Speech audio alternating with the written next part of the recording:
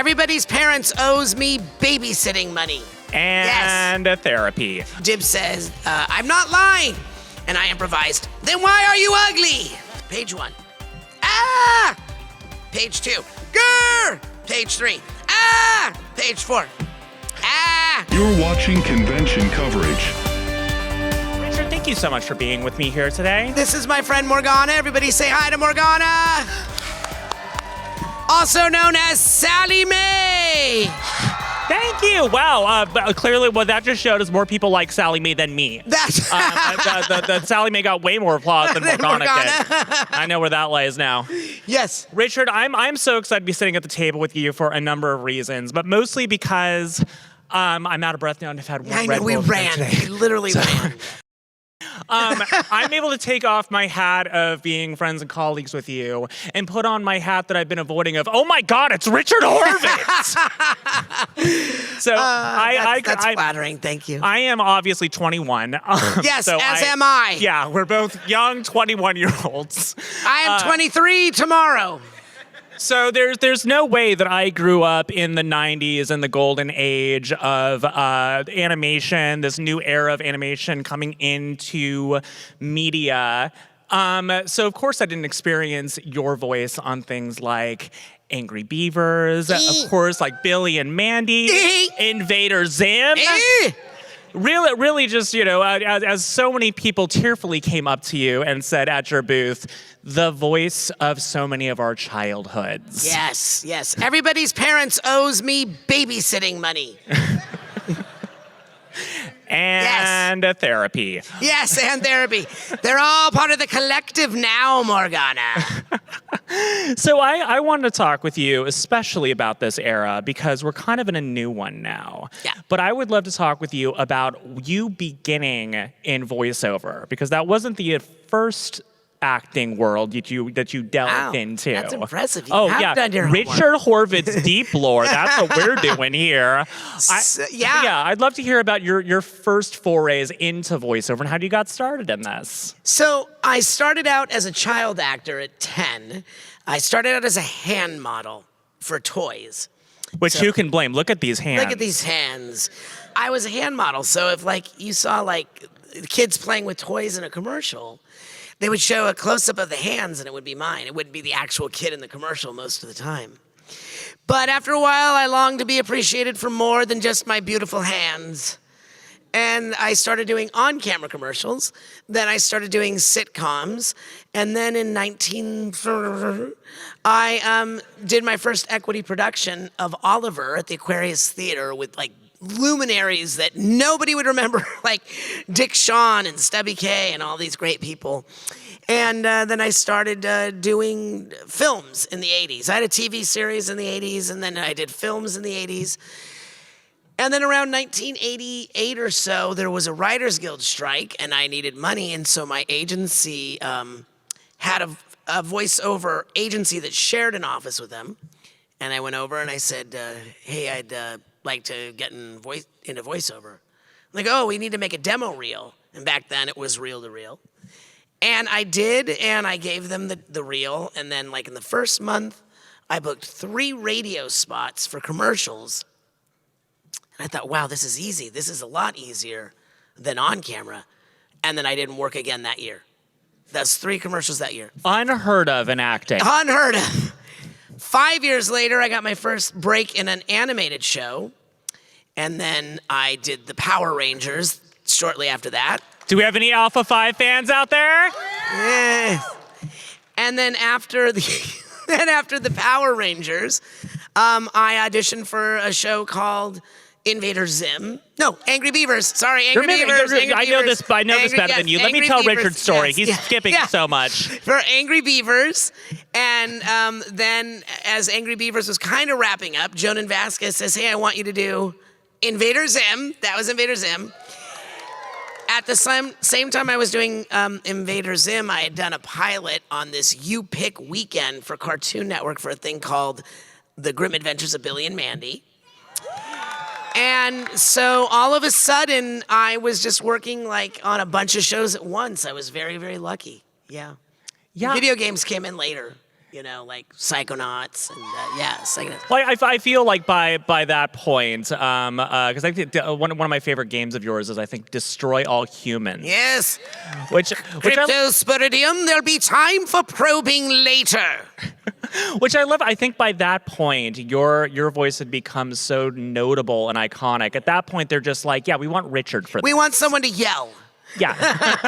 There's a specific type of screaming and wheezing we would like for this project. Yes, exactly. You know, it's funny because when I did Invader Zim, that kind of like opened the door to a lot of people who wanted kind of a Zim-esque thing. So if you look at something like Chaos from Skylanders, or, thank you, or you look at something like Orthopox, they were all kind of in the Zim mold.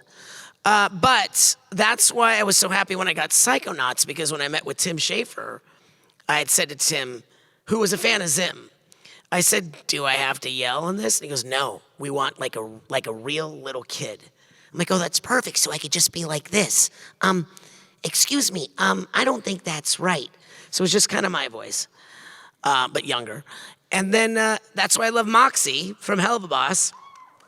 Thank you. Because that's just my voice. There's not, I mean, there is yelling, but like normal yelling. Not like every single line yelling. Not those need about 5 packets of throw code a session. This was a Zim script. Page 1. Ah! Page 2. Grr! Page 3. Ah! Page 4. Ah! So easy to write Zim. It was just one long ah! You know. So. Really, Jonan Vasquez, masterful writer of narratives. Yes. Yes. So, you know, one of the things I note about that era of animation, and it's funny because you talked about doing a lot of commercials for toys. Before the 90s, it felt like so much animation was just about kind of the toy it was attached to. It was a lot of stuff that was run by Mattel and Hasbro to sell toys. And then we entered in this new era of animation that kind of brought this new type of creator into the fold. Yeah. So creatively, how was that for you to work with kind of this new era of animation creator and this really a new medium of entertainment with animation? So, I mean, it kind of started with me with Jonan Vasquez, because Jonan was an amazing comic book artist from up here, San Jose way. And Jonan at the time was doing Johnny the Homicidal Maniac and I Feel Sick and Squee and all this like really kind of underground goth movement stuff. But he at the time was making like 40 grand a year doing comic books, which was unheard of. It's like amazing if you're making that much money in comic books. So when Nickelodeon found him, Mary Harrington found him, it surprised everyone that they went to Johnny the Homicidal Maniac's creator to create a... Could you make a show for children? Yeah, for children. But that was kind of the beginning of the independent movement in my career. And so now the independent... animation world like Vivzy Pop is amazing, because it's kind of like when we talked about this last night, where feature films, you couldn't get through the gatekeepers. You couldn't get them made because you couldn't do the money. But as things changed and people could afford their own cameras and they learned how to edit themselves and they knew that they could shoot themselves and all that stuff, suddenly independent filmmakers became very big. Same thing's happening in animation right now. That's what's, like Vivian created this huge following from her art online, then was able to do, Hazbin, etc. And I love being a part of it. I mean, I love being a part of it because we're not bound by any real constraints of network or cable stations, that allows us to kind of be free, like The Sopranos. When they were the first show on cable, they could say and do things, and they go, hey, we can do anything in this frontier. So that's how I feel, and I'm sticking to it. Well, I mean, it's an interesting evolution, and it's so wonderful to have you as a voice on Helluva Boss, because, again, we keep our cool, but there are moments in which, Viv and I will spend time with you and be like, oh, Richard, so wonderful to see you. We're so glad that you're here. We'll see you next time. And then Viv and I will be on the signs like, that was Invader Zim. So but in that era of 90s underground comics, a lot of their influences were like R. Crumb and a lot of underground comics from like the 70s and 80s. Crumb. Did you see the movie Crumb? Yeah, incredible. So good. James Urbaniak, no, a different film that he played in, but yeah, there's a lot of a lot of influence from there. But I know for Viv and for a lot of creators that are creating independent animation today, that was the era they were inspired by as kids, and why they're creating animation today. Was that era of Nickelodeon that you were a part of? It's really funny because when I was younger and just starting out in animation, I always knew at that time when these shows started to catch on that someday people that had watched my show growing up would be in a position of creativity that would want to work with me. Because there were people I worked with that I was like, oh my God, I'm fanboying all over the place. I knew that one day some, all, or many of them would grow up having known my work when they were little, and they would be in a position to put me in their shows. And I just always knew that. And Viv was the first one that proved that thought that I had. Because she knew Maxwell Adams, the creator of Billy and Mandy. And that's how we kind of got connected. Yeah, and we obviously with Helluva Boss, we've seen so much fan creativity. We can already see this new generation of artists blossoming out of Helluva Boss. One of the cornerstones of our show is the fan arts. Oh yeah, and the cosplay. I'm sure you've lost count of the amount. Do we have Moxie cosplayers in the audience right now? Yay! Stand up, Mox. Any Mox? Yeah, see, we got a Moxie right there. So we can already see like this next generation of creators and artists starting to come out of it. That's why everyone that comes up to my table and they bring me their fan art, I'll always say, now remember, if you sell a show one day, don't forget to hire me. That's what I say. Because Vivian Medrano is just not only brilliant as an artist, but as a creator, she does everything right, you know? Her company, Spindle Horse, is amazing, as you know.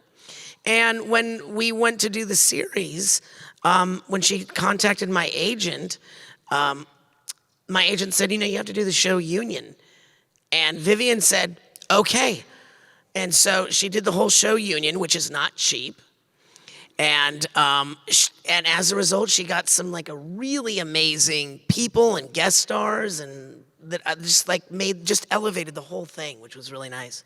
Well, as we're talking about kind of inspiring future generations, which is obviously what a show like Helluva Boss, it's for the children. One of the things I love hearing as we go around this convention is you pointing to the amount of people signing, being like, oh, that's my student. Yeah, that was one of my students. Oh, I did their demo reel. Oh, I taught them in class. A lot of people here were my students. That's true. Yeah, so that is so proud of all of them too. So can you talk a little bit about that, since you not only have a great career as a voice actor, but have passed down what you know in voice acting to a new generation of voice actors. Yeah, I'm a huge proponent of playing pretend. That's the definition of our job. Our job is to play pretend and play pretend fully. And as a result, we all played pretend when we were kids, but we forget that when we get older. And so what it starts to feel like is our job is to book the job. And so the way we approach everything is about impressing people that we're never gonna see, hear, meet, or know. Because if you think about it, the working actor, doesn't matter if it's on camera or in voiceover, only books 2 to 3% of everything that they read for. Everything. And if you're booking 2 to 3% of your jobs, luxury. You're supporting yourself as an actor. But it also means that 97 to 98% of the time, if we're thinking about booking the job as opposed to playing pretend in a make-believe world, that means we're going into our booth by ourselves with our stand and our script and our light and our Pro Tools, trying to impress people that we're never going to see, hear, meet, or know 97 to 98% of the time. And that to me is no form of artistry. So I just do my thing and have fun the way I want to play. And I have a saying, it's just because we don't book the job doesn't mean we didn't get the part. we have a feeling that someone beat us out or someone was better. But it's not. It's just, this is how I would play if I were playing Zim. This is how you would play if you were playing Zim. We have no control over what I refer to as the collective they, which is the producers, the directors, the development people, the creators. We can't spend our time trying to second guess what they're looking for. I'm gonna play as if I'm playing on the playground right now, and that's when they go, oh yeah, I like what he's got going on. And that's the jobs I book. And that's, one of the things that people don't know that we mention a lot on the panels is that Richard isn't just a voice actor on Helluva Boss. He is also the voice director. So when all of us are in the room recording for the show, we're usually not there with the VA who's in the scene with us. We have Richard reading with us. So Richard... Oh, Blitzy! Somewhere there's audio of Richard voicing every single character in Helluva Boss. For you, it's like, Sally Mae. Sally Mae. You sound like a Southern belle when you do it. Mae. You sound classier than me. Moxie, See, I'm a raunchy when I do it, and you sound classy. Yeah, because I'm Millie at that moment.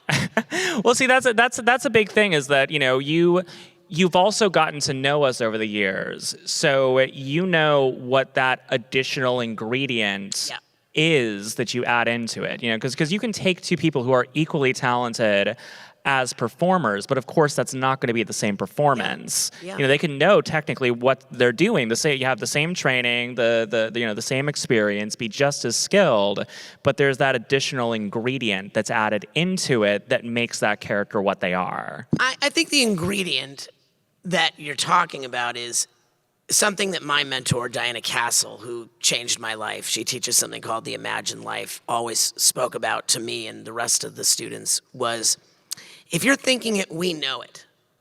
If you're thinking about impressing us, being funny, your accent, we're gonna pick up on it on a conscious or subconscious level.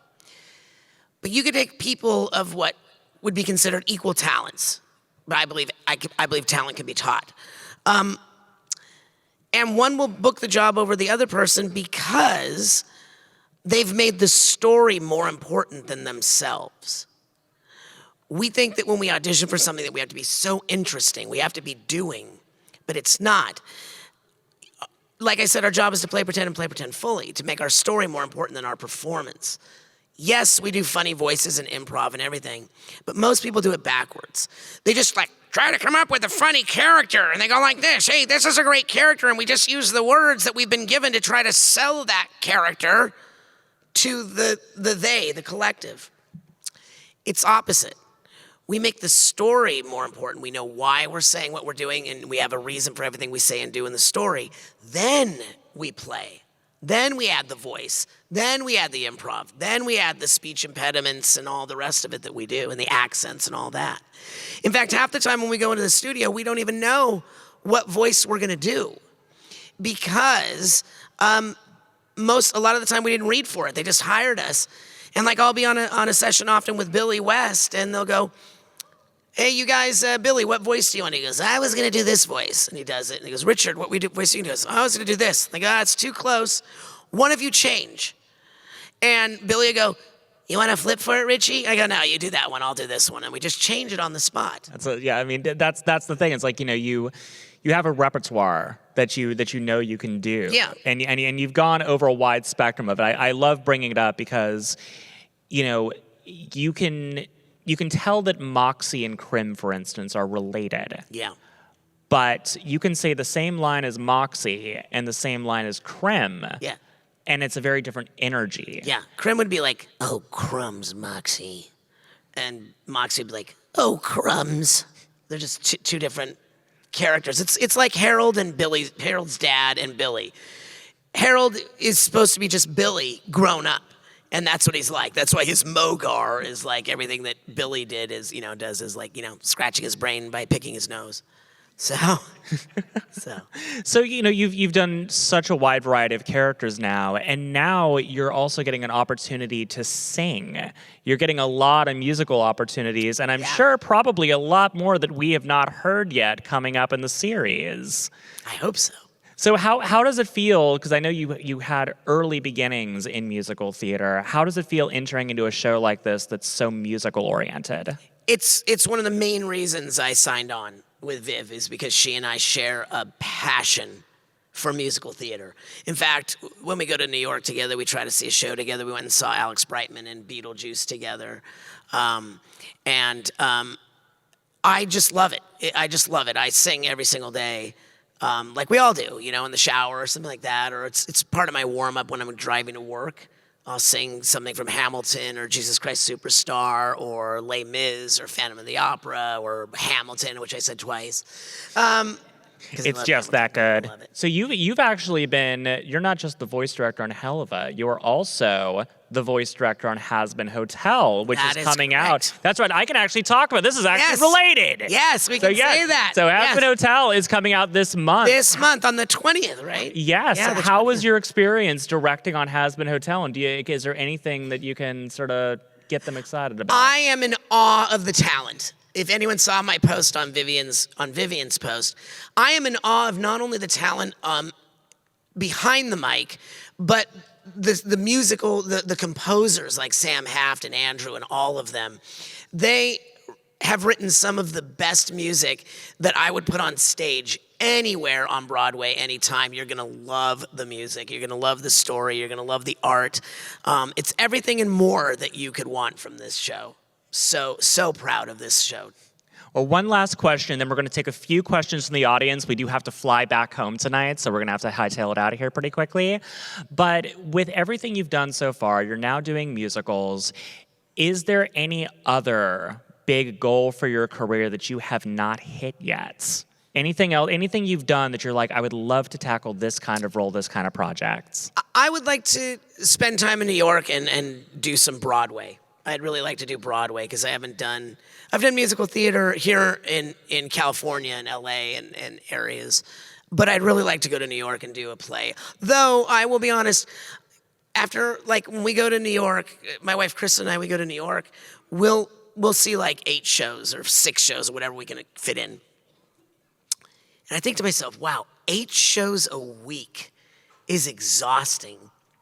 I don't know if I have the stamina, unless I can just like Rex Harrison and talk through a lot of it and make very easy dance moves. But I think that's what I would like to focus on probably as I get older. Back on stage. Back on stage. Back on stage. Stage is my first love. It always has been, always will be. Yeah. Love that. Yeah. Well, what is your favorite moment or quote from Billy and Mandy? You ain't bad. You ain't nothing. How did you construct the voice for Zim? I just yelled. That was it. It's just my voice yelling. What is your favorite line from Invader Zim? Grr, why was there bacon in the soap? Thank you. Out of all the characters you have voiced, which one's your favorite?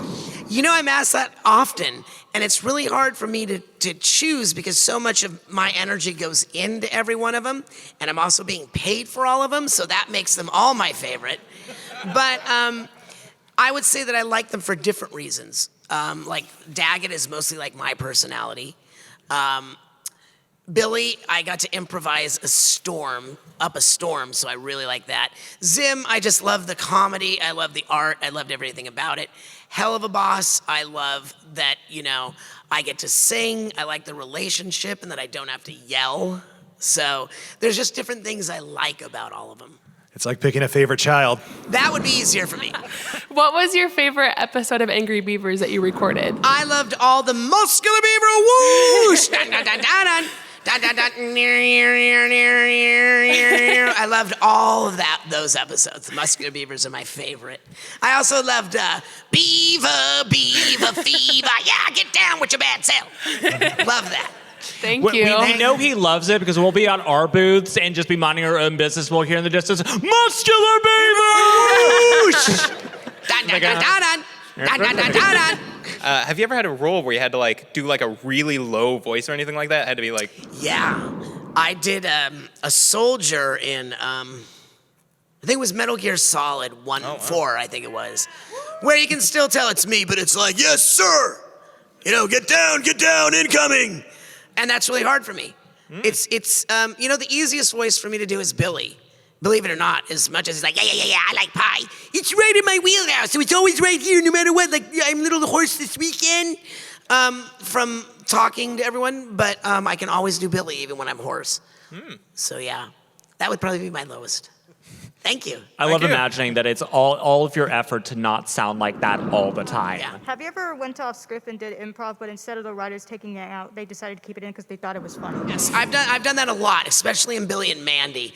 In Helluva Boss, we do it all the time. And we always get it recorded as written. And then Vivian lets us play, especially Brandon. Because Brandon is comes up with cuss words I've never even thought of. Combining things, what the heck? Where did that come from? The fact that we can't use some of the improvisation because it's too filthy for Helluva Boss. Yeah, that's pretty bad. For writing and voice acting perspective, what makes someone a good antagonist? Yes. Their ability to play in a make-believe world and make the story more important than their performance. Our job is not to drive the vehicle, meaning to drive the story. Our job is to let the story drive us. We're merely a vessel through which the words pass. But the words have to be informed. And once they're informed, then you're free to play as big as you want. Thank you. Thank you. Which show did you enjoy working most? Grim Adventures of Billy and Mandy, Angry Beavers, Squirrel Boy, Invader Zim? Squirrel Boy, I forgot about that one, yeah. I enjoyed working on all of them equally. And I couldn't choose my favorite one that I enjoyed the most. One has to die. Yeah. Just imagine that one has to is a die? living creature that you have to kill. Okay. No pressure. Squirrel Boy? Because I like Squirrel Boy. I loved working on it. I just thought that the timing was off. Oh, I know. I did a show called Chimp Channel. Huh. That never worked. It was like it was like chimps going. So when we would record it, it was great. But then we'd have to spend 90% of our time coming back and redubbing it because the chimps could only go. So. Okay. So we apologize for all the hardcore Chimp Channel fans in the audience sorry. right now. Okay, then. It's dead. What's the most interesting, weird line you've been asked to record for shows like Helluva Boss or Invader Zim? Oh, my squeedly spooch! Thank you. What are some of your favorite lines that you have improvised that got kept in? Wow, I think my top one currently is from the Enter the Florpus movie. That it was originally written, "You're ugly when you lie, Dib," and that was the end of it. And then Dib says, "I'm not lying." And I improvised, "Then why are you ugly?" I actually overheard you talking about that in line. I love that. That's probably my current favorite one. Sometimes it's hard to remember what I improvise because it just happens in that moment, you know. What's a line that just has stuck with you, either a favorite line or a line that you just find yourself repeating? Grr, why was there bacon in the soap? I'm eating myself! That's the one. Good question. Thank you. Thank you so much. And great Zim cosplay. That's the first time I've seen a Zim cosplay here. Yeah, That's awesome. great Zim. Who's your favorite character to scream as? Billy is the easiest to scream as. Yes. Billy's the easiest, yeah. I would say that. Thank you. If there was a battle royale between all of your characters, who would be the victorious? Who would be on top? I'm going to say Billy. No, Billy would win just by stupidity. Because he would go up to everyone and go, "You ain't bad, you ain't nothing." The art of failing upwards. Yeah, it ain't stupid, you're stupid. Wonderful. Have a great weekend. Thank you. And so it was always an honor. I have a friend here who loves practicing voices, and she's even done her own fan dubs before, but she really wants to get her feet off the ground. Do you have any quick recommendations on classes or trainings? Yeah, I would do some Googling about voiceover classes that have casting directors and agents, because that's how you get in front of the people that can help you out. Perfect. Good question. Thank you.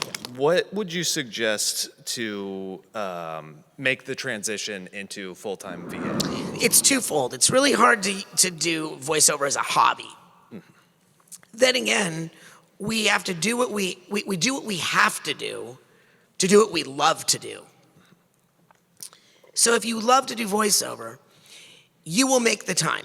You will get up earlier, you will stay up later, you will work on Saturdays, that's what it takes. Okay, thank you. You got it. You bet. how could someone audition for a Helluva Boss? The thing is that Vivian has a good idea of who she wants for roles. But if it's some other role that's like she's casting, she'll put out a casting call like every company that goes to agents. So most of our stuff goes through agencies. I will also say we are a union show We're a too, union show, so that's why. it has to be a SAG-AFTRA actor too. Yeah. Okay. But that is a thing for Helluva Boss and Hazbin Hotel as well. You know, it was harder early on because it was such an untested show that, you know, Viv did have to audition a lot of people the same way she would anybody else. But now it's such a proven success. Yeah. And people know exactly what they're getting when they see this show. That, you know, it's like you said, Viv goes to about 50 Broadway shows every time she's in New York. So she knows all the Broadway talent. And when a new character comes up in the show, She already has in mind who she wants to offer it to. and backups. Yeah. So that's usually how it goes for something like Helluva Boss. So first and foremost, it is a union show, so you have to be a union actor to be on Helluva Boss or Hazbin Hotel. And while some are audition, most of them at this point, Viv has an idea when she has the character of who she wants for it. Okay. Thank you. Thank you for the question. Thank you, everyone!